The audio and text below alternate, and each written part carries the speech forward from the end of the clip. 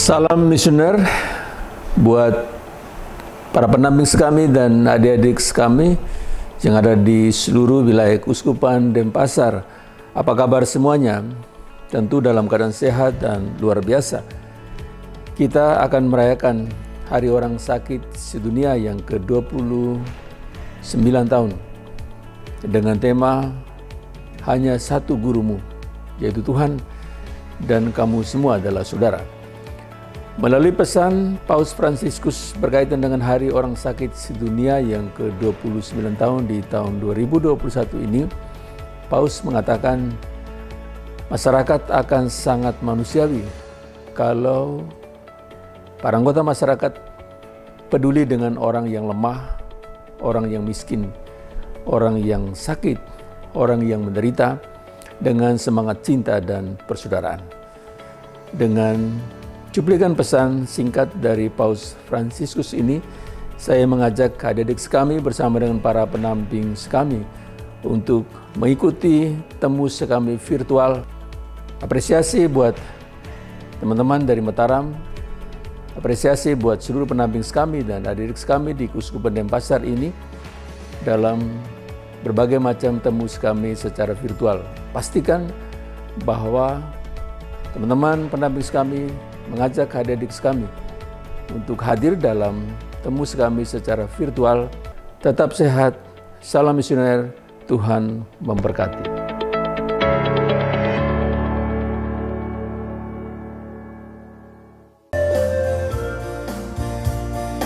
Yesus tak punya tangan lagi, tangan kita perpanjangan tangannya untuk melakukan pekerjaan di tengah orang masa kini.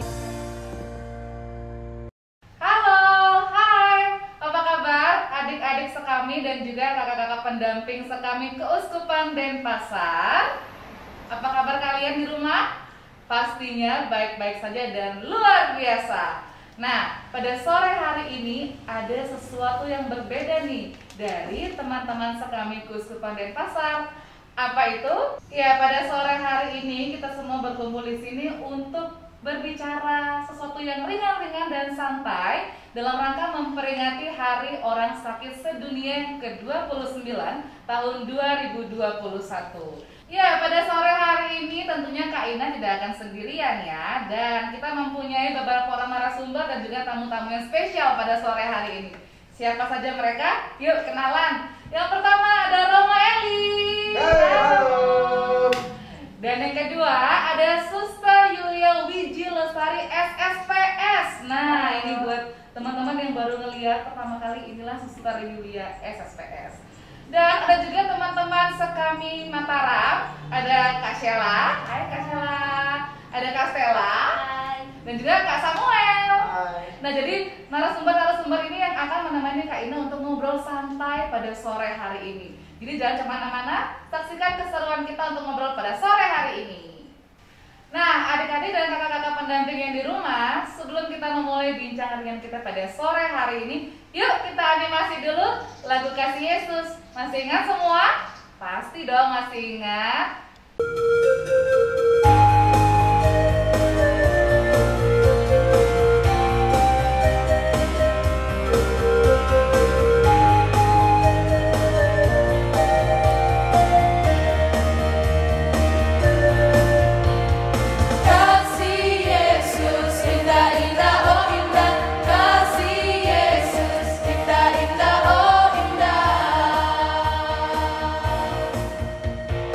Kasih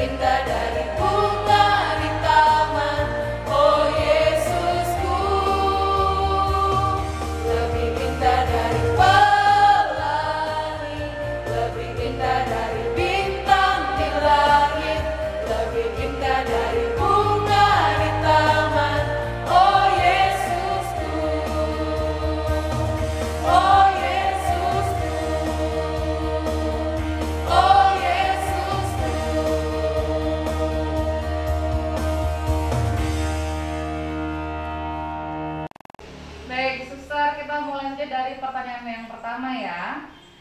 Apa latar belakang sehingga gereja memberi perhatian khusus bagi orang sakit, sehingga ada penanggalan khusus dalam kalender liturgi gereja Katolik untuk memperingati hari orang sakit sedunia? Nah, itu latar belakangnya bagaimana kira-kira, Suster? Bisa diceritakan?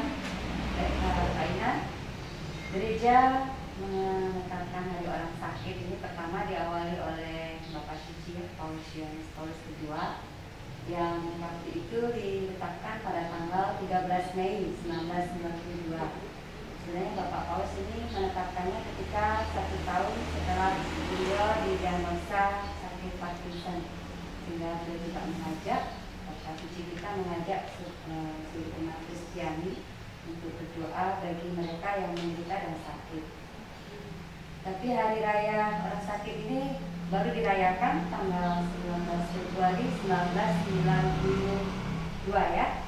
Nah, waktu itu kenapa ditetapkan bulan Februari? Karena disamakan dengan perayaan pesta Bunda Maria di Fatima.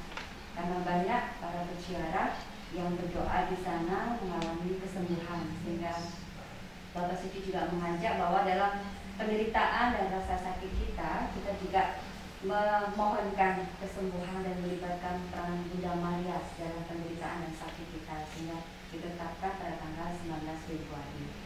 Gitu. Dan dalam perayaan Hari Orang Sakit ini juga Bapak Paulus mengajak kita 3 hal. Jadi yang pertama, gereja juga diajak sebagai umat beriman dalam sakit dan penderitaannya itu kita juga berdoa ya, memohon rahmat kesembuhan, dan kita juga dikuatkan dengan penderitaan itu. Terus kemudian yang kedua, gereja juga diajak untuk saling mendoakan. Kita sebagai beriman saling mendoakan sesama kita yang sakit, seperti dalam tema juga artinya bahwa mereka juga adalah saudara kita, dan kita juga harus mendoakan mereka. Dan yang ketiga, bahwa kita juga mendoakan tenaga medis, tenaga kesehatan yang melayani orang sakit, semoga mereka juga diberikan kekuatan, kesetiaan dalam peran mereka.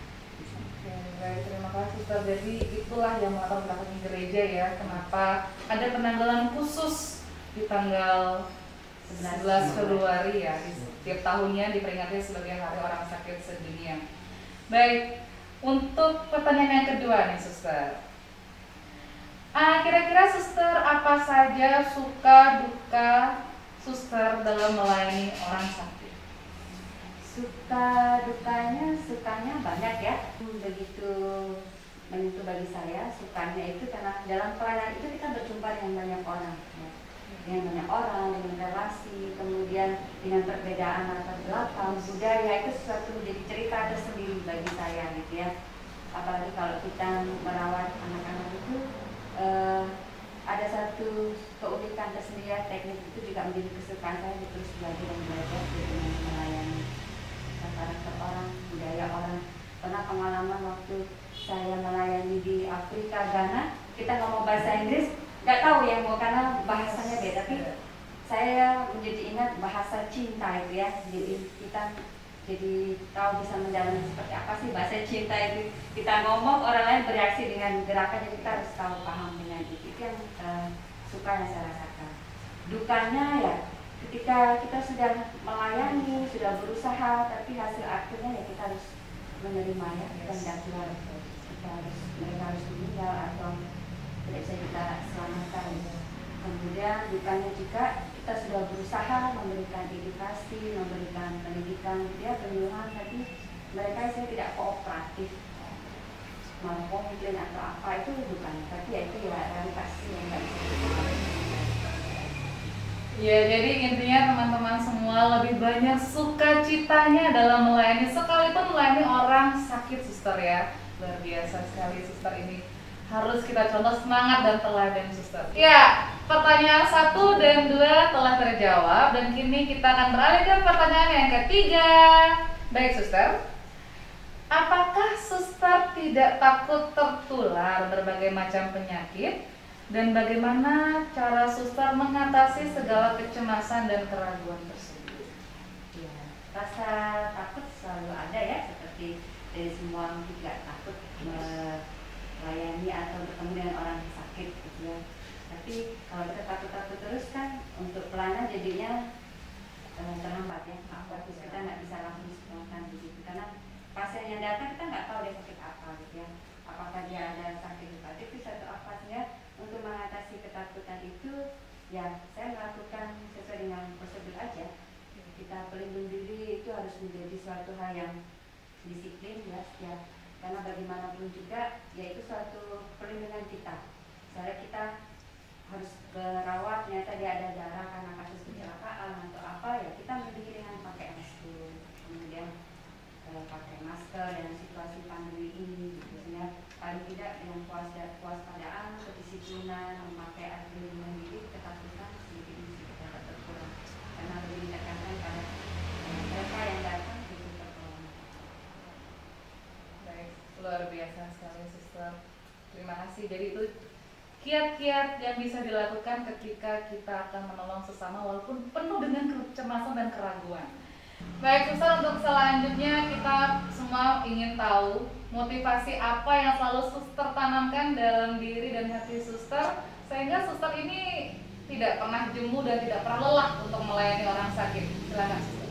Ya, waktu kita melayani kelelahan pasti ada yang lainnya ada itu kita dalam kadang-kadang kita sudah kerja pagi, siang, malam kita mau istirahat atau apa kita di on call ya di telepon. Yes. Itu pasti ada kelelahan. Tapi akhirnya karena kembali lagi ke motivasi awal, dulu mau jadi perawat itu untuk apa? Dulu saya pengen menjadi perawat karena memang pertama dari dorongan orang tua ya, dari orang tua sehingga saya ingin sekolah di perawat. Ternyata dalam perawat itu banyak hal yang saya dapatkan. Saya juga bisa merawat diri saya bisa merawat orang-orang yang saya kasihi dia. Paling tidak saya bisa merawat orang tua saya, kakak saya kalau sakit itu menjadi suatu kekuatan bagi saya, motivasi saya menjadi perawat. Kemudian yang kedua, ya dinyatakan lagi dengan janji atau sumpah. Kita waktu di wisuda itu kita disumpah atau kita mengungkapkan janji kita sebagai seorang perawat. Kita melayani siapa saja tanpa membedakan agama, ras, suku gitu ya. Dan kita melayani inisiatif tanpa pamrih tanpa ada suatu imbalan. Itu menjadi motivasi awal saya bahwa ini sesama saya membutuhkan, saya membutuhkan pertolongan. Saya rawat dengan kemampuan yang saya miliki dan juga bakat dan talenta serta ilmu yang saya dapatkan itu akhirnya lama-lama juga bisa saya laksanakan. Jadi motivasinya itu Suster agar tetap bisa melayani siapapun itu tanpa memandang ras, bulu, ras, suku dan agama serta sebagainya ya. Jadi tetap melayani itulah motivasinya Suster yang selalu ditanamkan dalam diri dan juga hatinya. Luar biasa teman-teman. Jadi harus contoh semangat dan teladannya Suster Yulia. Boleh banget. Ya. Oke baik, nah kalau tadi mungkin sudah dengan Suster, sekarang kita beralih sedikit ke Romo Eli ya. Nanti ada bagiannya Suster lagi. Baik adik-adik dan juga kakak-kakak pendamping sekami yang ada di rumah. Kalau tadi kita sudah berbincang ringan dan santai ditemani oleh Suster Yulia, dan kini kita akan berbincang ringan dan santai ditemani oleh Romo Eli. Halo Romo. Halo. Apa kabar? Baik. Puji Tuhan, luar biasa. Terima kasih loh Romo sudah bersedia memberikan peluangan waktunya sore ini menemani obrolan ringan kita pada sore hari ini. Dengan senang hati. Luar biasa, mantap. Nah, baik Romo Eli, seperti yang kita tahu bersama bahwa pandemi ini masih saja tetap ada di bumi kita yang tercinta ini dan belum juga selesai dan tidak ada yang tahu kapan selesainya ya. Dan seperti yang kita tahu juga Pak Romo walaupun di tengah masa pandemi yang sangat ekstrim ini tetap melayani pemberian sakramen orang sakit. Nah, ada sedikit pertanyaan dari adik-adik dan juga kakak pendamping. Apakah para Romo, terkhusus Romo Eli, tidak takut untuk memberikan sakramen orang sakit kepada opa-oma, bapak ibu dan siapapun itu di luar sana yang membutuhkannya? Ya, sekalipun kita tidak tahu ya kesehatan mereka bagaimana, begitu kan? Nah, Apakah Romo tidak takut? Dan yang kemudian apa yang membuat, kalau Romo tidak takut, apa yang membuat Romo yakin untuk tetap memberikan pelayanan tersebut? Baik, seperti yang Suster tadi bilang itu nggak ada orang yang nggak takut ya, itu udah pasti itu. Tapi bagi saya pribadi, ketakutan itu membuat kita tetap hidup gitu loh. Ngerti nggak? Dari kita masing-masing kita punya rasa takut itu wajar, manusiawi. Tapi jangan sampai ketakutan itu membuat kita kemudian tidak bisa hidup, tanpa itu nggak bisa buat apa-apa. Tetapi ketakutan membuat kita semakin prepare diri kita. Nah, jadi kalau selama masa pandemi ini kalau dibilang takut nggak takut, saya sendiri juga takut ya terpapar corona, kita nggak tahu. Tapi ya sesuai dengan ya protokol kesehatan, artinya dengan cara-cara seperti itu, menjaga jarak. Terus kami pelayanan juga dalam artian sebenarnya ada dua pelayanan. Yang pertama komuni, yang kedua sakramen orang sakit. Nah kalau sakramen orang sakit dengan komuni ya itu sama. Sebenarnya artinya minimal memakai masker. Saya selalu membawa hand sanitizer. Di rumah-rumah sendiri pun yang tempat kami layani mereka menyiapkan hand sanitizer, tempat cuci tangan. Jadinya mereka juga menggunakan protokol kesehatan. Dan kami juga bersyukur sebenarnya para pastor ini didukung juga salah satunya oleh rumah sakit yang tempatnya suster memberikan kami APD. Jadi pernah memakamkan juga korban COVID ya, sudah pakai pakaian astronot gitu. Ya memang sih agak serem, tapi dengan itu merasa bahwa dengan apa yang kita mampu lakukan kita bisa menjaga diri kita sebenarnya. Itu sebenarnya kiat untuk mengatasi rasa takut itu sebenarnya kita punya cara supaya kita itu tidak terpapar.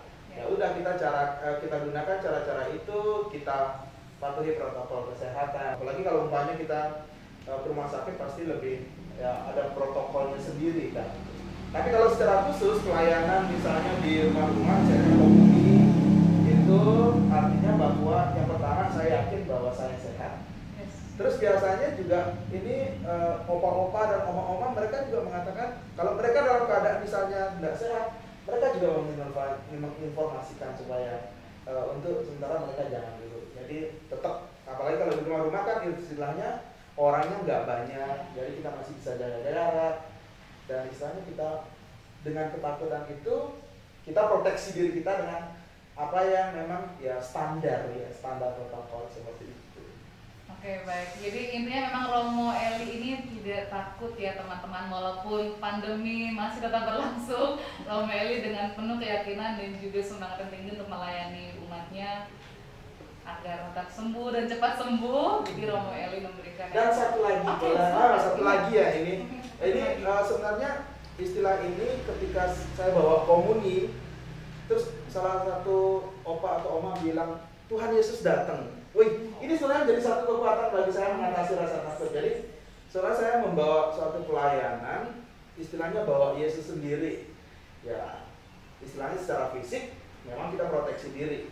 Tetapi secara iman, kita membawa sosok yang berada di atas segala ketakutan gitu. Jadi buat apa kita takut gitu. Tapi tetap dengan hal itu kita kemudian bebas-bebas aja melupakan protokol, tidak. Tapi secara fisik kita tetap ini, tapi secara iman kita ya yang kuat dari segala yang kuat ada bersama kita ya, itulah mengatasi segala ketakutan saya gitu. Yes, sungguh luar biasa kekuatan yang telah disampaikan oleh Romo Eli ya. Jadi jangan pernah takut bahwa di atas segala ketakutan kita tuh masih ada yang lebih hebat untuk mengatasi segala keraguan dan ketakutan kita. Yakin saja, oke? Baik. Untuk Romo dan juga Suster ini selanjutnya dari Suster dulu ya. Tantangan yang Suster hadapi ketika melayani orang-orang sakit. Ada tantangan tersendirinya mungkin Suster? Mungkin bisa diterima kok. Tantangan selalu ada ya, karena dari setiap pelayan itu pasti ada tantangan. Baik tantangan dalam diri juga tantangan dari luar. Dalam situasi pandemi saat ini, tantangannya mungkin yang saya alami, masyarakat kita masih belum ada kesadaran ya untuk istilahnya tahu bahwa contoh kecil aja memakai masker gitu ya, terus tanpa ada pakai masker langsung masuk di rumah sakit begitu. Jadi kita harus mengingatkan tantangan itu. Kemudian dalam situasi pandemi yang nggak tahu sampai kapan kita selesai, banyak orang takut ya ke rumah sakit, sehingga terus terang kunjungan rumah sakit dalam rawat inap itu ada penurunan. Sehingga ada ketakutan sampai kapan ini dan sampai kapan nanti kunjungan pasien di rumah sakit itu bisa normal kembali, karena ini juga tergantung juga dengan berdampak dengan karyawan, staf di rumah sakit. Kalau terus susah seperti ini itu menjadi kekhawatiran juga, tantangan gitu ya. Tapi ya kembali lagi, setiap kesulitan, tantangan dan juga permasalahan pasti ada jalan. Jadi kembali kita ya seperti dari Bang Mbak Eli katakan, kembali lagi kepada Tuhan Allah, kita menyerahkan semuanya kepada Tuhan. Biar Tuhan sendirilah yang membantu, memberikan pertolongan kepada kita. Yang penting kita memberikan pelayanan yang terbaik. Istilahnya do your best and God will give you the rest. Wih, luar biasa banget. Ya, betul, ya. betul, betul. Usaha aja dulu kita memberikan yang terbaik. Nanti bagaimana kelanjutannya itu Tuhan nanti Allah yang akan memberikan jalan. Yes, betul sekali. Luar biasa. Baik, terima kasih Suster Yulia. Pertanyaan yang sama juga ditujukan kepada Romo Eli. Silakan Romo, tantangan apa saja yang Romo hadapi ketika memberikan pelayanan sakramen orang sakit? Kalau saya sih agak bingung mau cari tantangannya seperti apa gitu kan, karena begini, saya melayani di dalam kapasitas saya sebagai seorang pastor. Jadi melayani dalam bagian saya gitu loh. Sebenarnya memang yang dalam bagian itu ya memang itu bagian saya. Sebenarnya pelayanan saya kan pelayanan sakramen. Secara khusus di masa pandemi ini, tantangan yang paling besar itu adalah saya harus menahan diri. Kan kita tahu sebenarnya bentuk komunikasi yang paling nyata itu adalah ketika kita saling bertatap dan juga bersentuhan. Nah kan kadang kita kalau melayani atau mengunjungi orang sakit itu kadang kita kadang harus menahan diri, misalnya nggak boleh sentuh yang berlebihan. Kalau sebelum-sebelumnya kita kadang menyentuh atau terbawa emosi, kadang kita bisa peluk atau pokoknya seperti gimana ya, ada sesuatu yang kemudian harus dibatasi. Palingan tantangannya itu bahwa di masa pandemi ini harus lebih menahan diri, terutama menahan apa ya, bisa dikatakan perasaan hati, emosional. Jadi ya tapi demi kebaikan ya itu harus dilaksanakan gitu ya. Sedih sih sebenarnya, tapi demi kebaikan harus memutuskan untuk bisa melakukannya. Walaupun itu membuat kita sedih, tapi untuk demi kebaikan harus dijalankan ya. Baik, terima kasih Romo dan juga Suster. Nah, selanjutnya ini masih untuk Romo dan Suster juga. Oh masih ya Bandit ya. Ya kan sudah menjadi kekuatan untuk kita semua ya di tengah masa pandemi ini, harus tetap semangat untuk melayani walaupun rasa takut dan ragu itu terlalu banyak ya. Oke, siap. Baik, dari Suster, pesan yang dapat Suster sampaikan kepada kami tetap bisa melayani sesama kami dan juga tetap setia dalam segala karya dan pelayanan yang bisa kami lakukan. Apa yang dapat Suster sampaikan? Baik, mungkin perkenalan kami ya di mana saja. Yang bisa saya sampaikan ya tetap waspada, jaga diri, tidak perlu takut dalam pelayanan di gereja, tetap semangat, yaitu kembali mentaati protokol kesehatan, menjaga jarak, pakai masker, cuci tangan, jangan sampai karena bertemu, berkumpul bersama, gembira sehingga melupakan ya lepas masker begitu aja terus tidak cuci tangan. Itu yang perlu diperhatikan, karena kita tidak tahu siapa yang sakit, siapa yang sehat. Kalau daya tahan tubuh kita baik, kuat, mungkin terus itu tidak akan memberikan gejala. Sehingga jangan sampai kita menularkan ke sesama kita, teman kita. Jadi yang penting bagi kita adalah mengingat pelayanan itu juga harus dengan penuh kasih. Kita memberikan pelayanan, tapi kita juga harus memperhatikan siapa yang kita layani, kita jumpai, karena nanti kita akan pulang, kita bersama dengan orang tua, keluarga kita yang tidak tahu apakah mereka juga mampu untuk bisa menerima sakit itu ya. Kalau kondisi sudah usia, kemudian juga ada penyakit penyerta, kita akan memberikan sakit kepada mereka. Jadi kita perhatikan, kita mencintai sesama kita, saudara kita dengan penuh cinta, dengan hal-hal seperti ini, hal kecil yang harus kita perhatikan. Kemudian yang kedua ya, dengan menjaga diri, menjaga kesehatan, kita juga secara langsung mendukung pelayanan tenaga kesehatan. Tidak menambah-nambah orang yang terpapar sakit sehingga banyak orang yang sakit ke rumah sakit. Dan yang kedua juga kita mendukung apa yang sudah dicanangkan oleh pemerintah untuk memutus rantai penyebaran COVID ini sehingga situasi juga semakin membaik dan berkembang. Apalagi pemerintah juga sudah berusaha sekuat tenaga ya untuk kembalinya situasi di Indonesia ini dengan banyak cara dilakukan seperti saat ini vaksin gitu ya. Kita tenaga kesehatan harus mendukung ini dan kita bersedia divaksin karena itu juga berarti dukungan kita kepada pemerintah Indonesia dalam mengatasi COVID. Baik, terima kasih atas pesannya, Suster. Baik, Romo Eli, ada pesan yang bisa disampaikan? Pasti banyak ini. Sebenarnya pesannya banyak, tapi semuanya sudah diungkapkan sama suster gitu ya. Tapi Sehati ya. jadi suster sudah menyampaikan itu secara detail ya, karena suster juga orang kesehatan, kompeten dalam hal itu.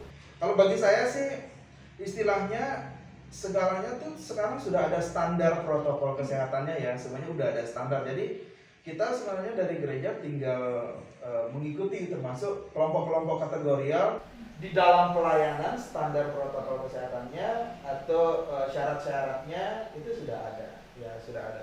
Maka dari itu pesan saya cuma bukan satu sih, dua. Oke. Mau bilang satu tapi tidak jadi, dua.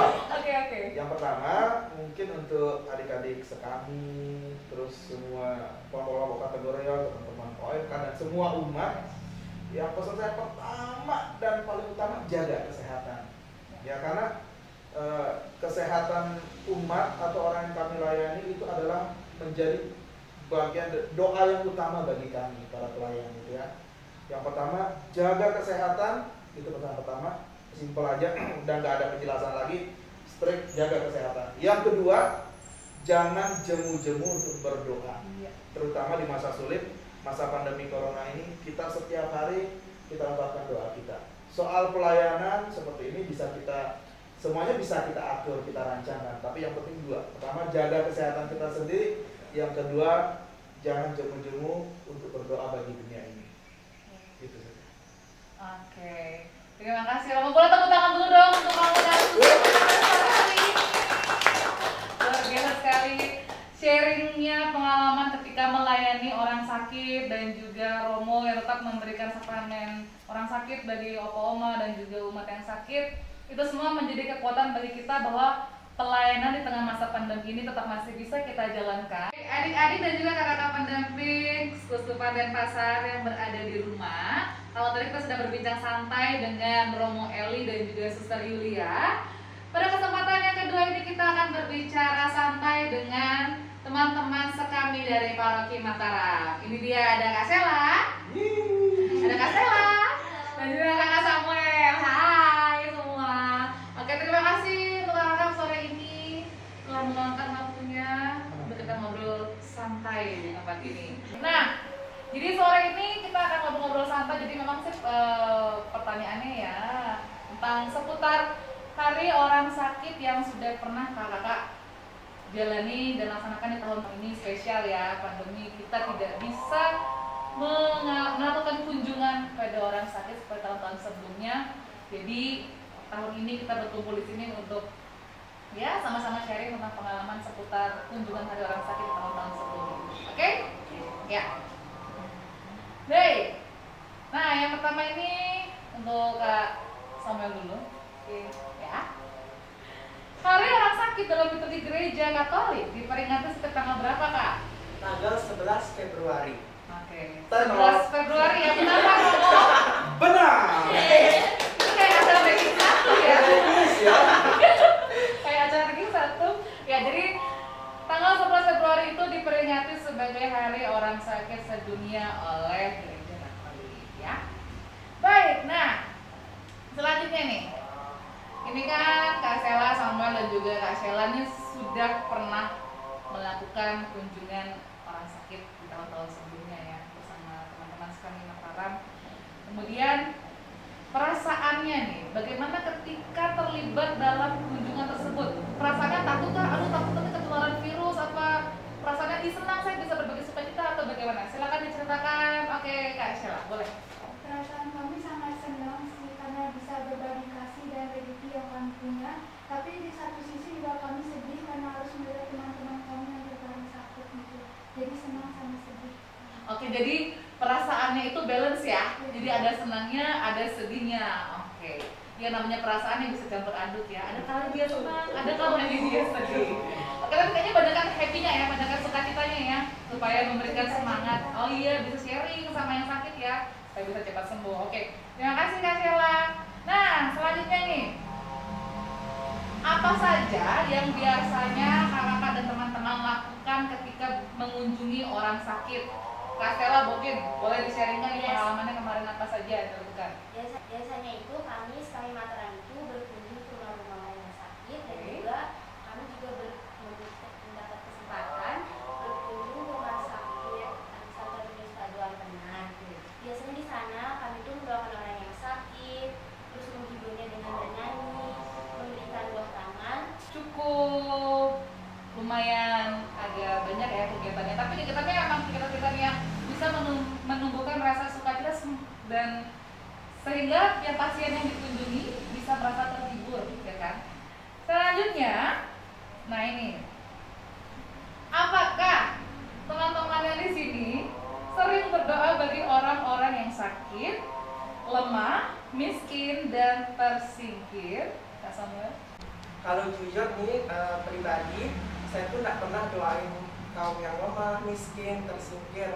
Tapi mungkin di setiap kegiatan atau di sela-sela kegiatan itu ingat misalnya bapak ini lagi sakit atau ibunya lagi sakit, oh ya kita doain palingan cuma bilang gini sih, ya Tuhan semoga bapak ini sebutin lah namanya atau yang kita tahu, semoga ini sembuh, gitu aja sih. Oke, baik. Jadi emang Kak Samuel ya tidak pernah berdoa, tapi sempat terlintas selalu nama-nama orang yang mungkin sedang sakit yang pernah didengar ya. Jadi tetap dibawa dalam doanya. Terima kasih Kak Samuel. Tapi Samuel ini rajin ke gereja loh. Oh iya? Tapi kalau nggak salah, jadi kalau kita mengikuti perayaan Ekaristi, secara tidak langsung kita mendoakan, karena dalam Ekaristi ini kan mereka juga didoakan. Tapi mungkin secara pribadi gitu ya. Tapi nah itu maksudnya kalau kita berdoa untuk orang sakit itu salah satu contohnya ya rajin ke gereja, rajin ikut misa itu gitu.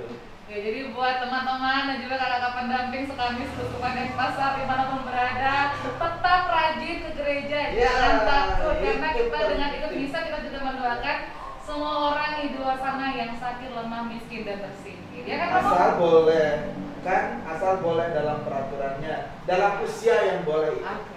Ya, betul, tetap menjalankan protokol kesehatan dan juga mentaati ramuan kesehatannya ya. Itu penting ya. Itu poinnya, oke. Terima kasih untuk Kak Samuel yang telah menjawab pertanyaan pada sore hari ini. Baik, terima kasih juga Romo Eli yang telah memberikan kita jawaban serta penguatan ya. Jadi adik-adik dan kakak-kakak jangan lupa untuk tetap ke gereja tapi mengikuti protokol kesehatan, dan juga bagi kakak-kakak dan juga adik-adik yang umurnya telah cukup ya untuk ke gereja yang boleh untuk mengikuti misa serta sehat. Dan kini kita akan animasi dulu, kalau kita udah ngobrol-ngobrol santai, kita akan animasi bersama dulu. Lagu Satu Orang Buta duduk minta-minta, masih ada yang ingat? Masih pastinya. Yuk sama-sama animasi dulu.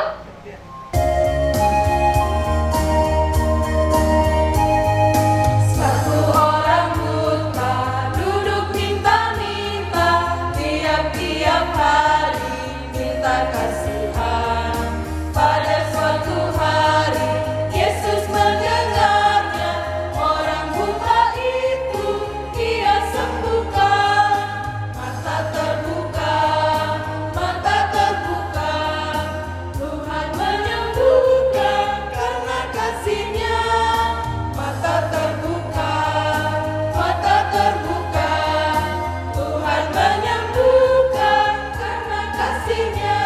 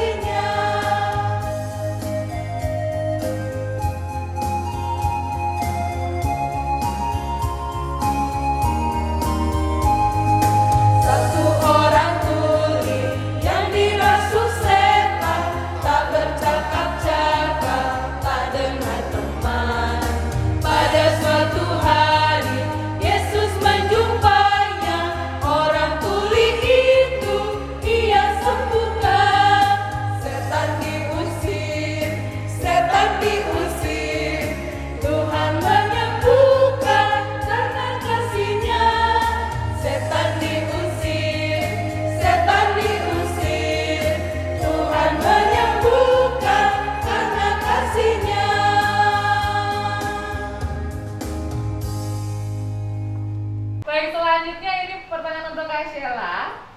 Siap ya Kak? Nah, jadi selama ini kan di televisi, di radio ataupun sosial media, kita semua masih mendengar bahwa kasus COVID ini meningkat ya, terus meningkat di Indonesia juga pun di dunia juga tetap meningkat. Nah, sekarang apa yang Kak Sheila rasakan ketika mendengar hal itu? Jadi COVID ini membuat Kak Sheila semakin jauh dari teman-teman di sekolah, tidak pernah ketemu kan, kemudian teman-teman sekami juga tidak pernah lagi bertatap muka untuk sekami remaja, kemudian bersama keluarga juga mungkin tidak pernah berkumpul keluarga yang jauh ya. Biasanya kalau liburan kan bisa bersaling berkunjung keluar kota, tapi sekarang tidak bisa karena pandemi ini. Jadi apa yang Kak Sheila rasakan? Sedih sih karena kayak gak bisa ngumpul-ngumpul gitu, kangen juga sama teman. Sekarang aja aku di sekolah cuman kan tetap dibagi sesi, jadinya gak Yes. ketemu sama teman gitu. Jadi ya sedih terus kangen gitu. Oke. Jadi rasanya sedih, sepi juga ya biasanya. Biasa sama-sama terus. Iya, biasanya bareng-bareng seru-seruan setiap minggu mungkin di gereja kan. Pulang gereja kita bisa kayak sana kemari, atau pas kami remaja juga kita bisa seru-seruan. Tapi sekarang dikarenakan pandemi ini, jadi seperti yang Romo Eli bilang tadi, kita harus bisa menahan diri agar semuanya baik adanya ya, semua tetap sehat. Oke, terima kasih Kak Sheila. Dan selanjutnya, di masa pandemi ini apakah kakak-kakak dapat melakukan, apakah yang dapat kakak-kakak lakukan untuk menjaga diri selain memakai masker dan juga mencuci tangan? Nah, Kak Stella, apa yang bisa Kak Stella lakukan untuk menjaga diri selain mencuci tangan dan juga menggunakan masker? Yang penting sih menjaga kesehatan. Iya. Pertama tuh mengatur pola makan yang sehat, Betul. hidup yang sehat, Yes. terus selalu menjaga jarak. Terus kalau di luar rumah itu ya pakai masker, cuci tangan, dan kalau menjaga sanitizer. Hand sanitizer ya. Jadi pola makannya dijaga, jadi nggak boleh lagi untuk mungkin beli cilok sembarangan ya. Dulu biasanya kalau sekolah kan rajin banget kalau sekolah, aku lari ke cilok, kadang semuanya langsung diborong ya. Tapi sekarang ya memang harus menahan diri supaya demi kebaikan bersama juga. Kalau Kak Stella sehat, pasti semua juga di rumah akan sehat ya. Ya. Tuh, selanjutnya, nah ini untuk kakak bertiga, jadi boleh di-sharingkan nih dan juga diberikan semangatnya untuk teman-teman, adik-adik dan juga kakak-kakak pendamping di rumah yang sedang menonton pada sore hari ini, semangat dan juga motivasi untuk tetap sehat dan semangat di tengah masa pandemi ini. Silakan Kak Samuel dulu pertama, Kak. Oh, mungkin kalau dari saya itu seperti pesannya Romo Ali tadi itu jangan terlalu memelihara rasa ketakutan yang tinggi. Tapi jangan bilang kita bisa sebebas-bebasnya, tetap menahan diri di rumah, jaga jarak dengan teman, terus keluar tetap pakai masker, cuci tangan, dan patuhi protokol kesehatan yang ada. Oke, terima kasih. Itu ya, jadi semangat dan juga pesannya untuk teman-teman yang di rumah ya. Kak Sheila? Untuk teman-teman yang di rumah tetap semangat, jaga kesehatan, tetap percaya dan berdoa pada Tuhan Yesus, dan jangan lupa menerapkan pola hidup sehat. Iya, pola hidup sehat dan berdoa ya Kak Sheila, itu yang paling penting, obat dari segala penyakit. Oke Kak Stella. Sama kayak Sheila. Sudah dirangkum oleh kedua temannya pada sore hari ini. Ya, terima kasih. Jadi memang semangat dan juga pesan yang diberikan oleh kakak-kakak hari ini, sore hari ini, untuk tetap menjaga kesehatan, ya, dan juga jangan pernah jemu, jangan pernah lelah dan malas untuk yang namanya berdoa. Iya. Baik. Terima kasih Ina untuk menutup bincang ringan kita pada sore hari ini. Mari sama-sama kita mengambil sikap untuk berdoa. Dan jadi Romo, Suster, dan juga kakak-kakak yang terkasih, dan juga saya mengajak teman-teman, adik-adik dan kakak-kakak pendamping yang di rumah untuk kita sama-sama berdoa Corona yang ditulis oleh Paus Fransiskus dan akan dipimpin oleh Kak Samuel. Doa menghadapi wabah virus corona. Dalam nama Bapa dan Putra dan Roh Kudus. Amin. Tuhan Yesus Kristus yang berbelas kasih, Engkau menjelajah kota-kota dan desa-desa, menyembuhkan setiap kelemahan dan penyakit. Dengan sabdamu, setiap orang yang sakit menjadi sembuh. Datanglah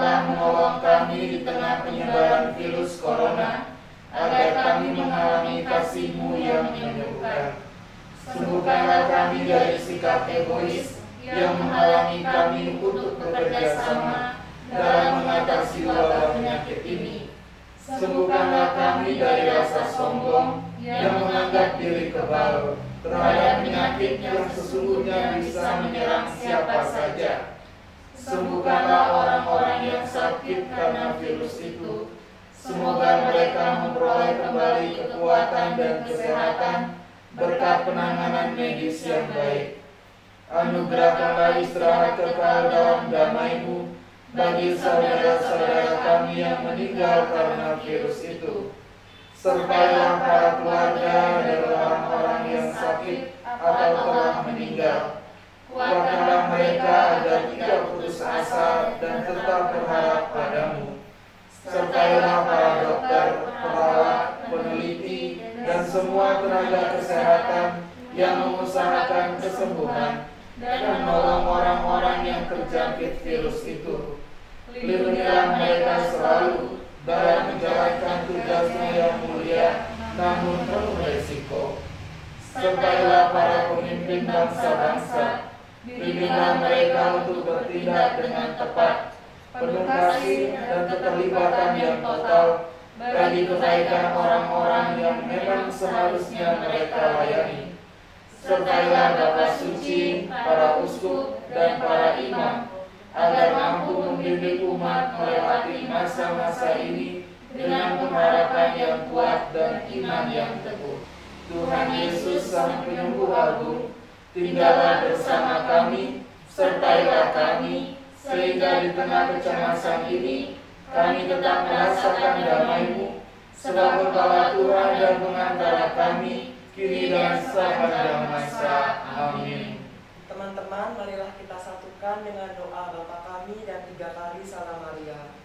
Bapa kami yang ada di surga, dimuliakanlah nama-Mu, datanglah kerajaan-Mu, jadilah kehendak-Mu di atas bumi seperti di dalam surga. Berilah kami rezeki pada hari ini, dan ampunilah kesalahan kami, seperti kami pun mengampuni yang bersalah kepada kami. Dan jangan masukkan kami ke dalam pencobaan, tapi bebaskanlah kami dari yang jahat. Amin. Salam Maria, penuh rahmat, Tuhan serta-Mu, terpujilah Engkau di antara wanita, dan terpujilah buah tubuh-Mu Yesus. Santa Maria, Bunda Allah, doakanlah kami yang berdosa ini, sekarang dan waktu kami mati. Amin. Salam Maria, penuh rahmat, Tuhan serta-Mu, terpujilah Engkau di antara wanita, dan terpujilah buah tubuh-Mu Yesus. Santa Maria, Bunda Allah, doakanlah kami yang berdosa ini, sekarang dan waktu kami mati. Amin. Semoga Tuhan beserta kita. Sekarang dan selama-lamanya. Semoga adik-adik sekalian senantiasa dilindungi, dibimbing, diberkati oleh Allah Yang Maha Kuasa, Bapa, Putra, dan Roh Kudus. Amin. Baik, terima kasih Kak Samuel, terima kasih Romo, Suster, Kak Stella, Kak Sela. Dengan berakhirnya doa tadi, maka berakhir pula segala rangkaian obrolan santai kita pada sore hari ini dalam rangka memperingati Hari Orang Sakit Sedunia ke-29 tahun 2021. Sampai berjumpa dalam bincang ringan lainnya. Dadah.